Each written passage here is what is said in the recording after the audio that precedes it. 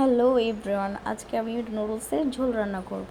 So ফুটন্ত তেলে রসুন কুচি দিয়ে হচ্ছে ভেজে নেব, লাল করে নেব, তারপর পেঁয়াজগুলো দিয়ে নেব, তারপর হচ্ছে ভাজি কাটা হচ্ছে ফুলকপি, আলু আর হচ্ছে বটবটি দিয়ে নাড়াচাড়া করে নেব, নাড়াচাড়া করতে থাকবো। তারপর হচ্ছে লবণ দিয়ে নেব, ভালো করে সিদ্ধ হওয়ার জন্য নাড়াচাড়া করে। এটাতে হচ্ছে আমি অ্যাড করেছিলাম টমেটো সস, সয়া সস, তারপর হচ্ছে মরিচের গুঁড়া স্পাইসি হওয়ার জন্য। তারপর এটাতে হচ্ছে ইয়াগুলা দিয়ে দিয়েছি। সিদ্ধ হওয়ার পরে হচ্ছে নুডলসগুলো দিয়ে দিয়েছি।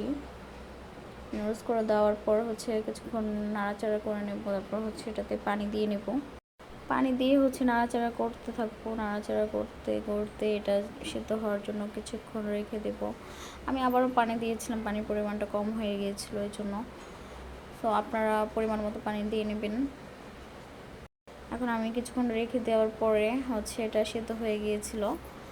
সো সিদ্ধ হওয়ার পরে যে দেখেন অনেক স্পাইসি, অনেক সুন্দর হয়েছে। আমি এটাতে অবশ্যই আর একটু পানি ইউজ করেছিলাম, কারণ এটা অনেকটা আর কি সিদ্ধ হয়নি এই জন্য।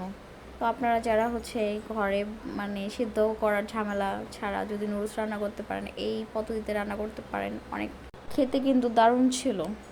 সত্যি সবাই খুব পছন্দ করেছে। তো আপনারা ওইটা ট্রাই করতে পারেন একবার বাসায়। অনেক এই যে আমি আবারও টমেটো সস লাভার দিয়ে